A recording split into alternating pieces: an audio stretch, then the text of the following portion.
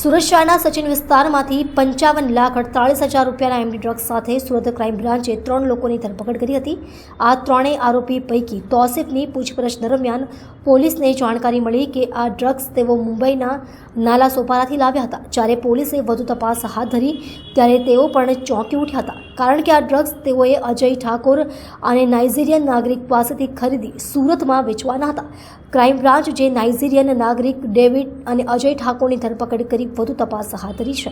Crime બ્રાન્ચના DCP Bhavesh રોજિયાએ જણાવ્યું હતું કે સચિન વિસ્તારમાંથી જે 3 આરોપીઓની ધરપકડ કરવામાં આવી હતી તેમાંથી એક તૌસીફની પૂછપરછ દરમિયાન તેને જણાવ્યું હતું કે તે મુંબઈથી ડ્રગ્સ લાવીને સુરતમાં વેચે છે। મુંબઈના નાલા સોપારાથી આ ડ્રગ્સ લાવ્યો હતો। અજય ઠાકોર નામના વ્યક્તિ પાસેથી આ ડ્રગ્સ લાવ્યો હતો। 4-5 દિવસમાં અજય ઠાકોરની ઓળખ કરી ક્રાઇમ બ્રાન્ચે તેની ધરપકડ કરી હતી।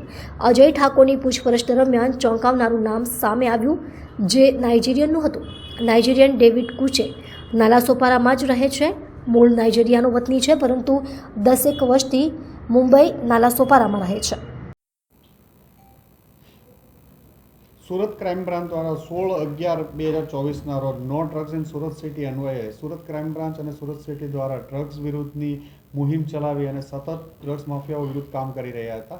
એમાં 16/11ના રોજ સુરત ક્રાઇમ બ્રાન્ચ દ્વારા 2 કેસ કરવામાં આવ્યા હતા, જેમાં જહાંગીરપુરા વિસ્તારમાંથી 1 કિલો એમડી સાથે 2 માણસોની ધરપકડ કરવામાં આવી હતી અને પેરેલલ બીજો કેસ કપ્તલા સચિન પોલીસ સ્ટેશનમાં ચેકપોસ્ટ પાસેથી 550 ગ્રામ એમડી મળ્યું હતું અને એમાં તૌસીફ, ઇરફાન અને 3 લોકોની ધરપકડ કરવામાં આવી। તૌસીફની એની પૂછપરછ દરમિયાન તૌસીફ સુરત ખાતે આ ડ્રગ્સ લાવીને વેચતો હતો અને મુંબઈથી આ ડ્રગ્સ લાવેલો હતો નાલા સોપારા વિસ્તારમાંથી, એક માહિતી આવી મળેલી હતી।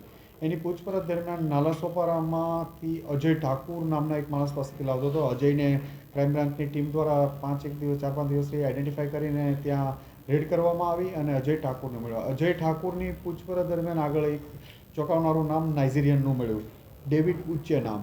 અને ડેવિડ ઉચ્ચે પણ નાલા સોપારામાં જ રહે છે, મૂળ નાઇજીરિયાનો છે અને 10 વર્ષથી ઇન્ડિયામાં રહે છે અને આ બધા ધંધાઓ સાથે સંકળાયેલો છે। એની આધારે ક્રાઇમ બ્રાન્ચની ટીમે ખૂબ મહેનત કર્યા પછી ત્યાંથી એક નાઇજીરિયન એરિયામાંથી, જ્યાં નાઇજીરિયનો રહે છે નાલા સોપારામાં, ત્યાં એક ઓપરેશન હાથ ધરવામાં આવ્યું અને ડેવિડ ઉચ્ચેની ધરપકડ કરવામાં આવ્યું અને આ લોકોને લાવી અને એમની પૂછપરછ ચાલુ છે। ડેવિડ ઉચ્ચે આની પહેલાં પણ 2015માં એક ફ્રોડના કેસમાં, સાયબર ફ્રોડનો કેસ છે એમના વિરુદ્ધમાં, એમાં એરેસ્ટ થયેલો હતો અને 4 વર્ષ સુધી મુંબઈ જેલમાં રહેલો છે અને 2019માં છૂટ્યા પછી ડ્રગ્સમાં ફરીથી આ લાઇનમાં આવવાનું પ્રાથમિક માહિતીમાં મળી આવ્યું છે।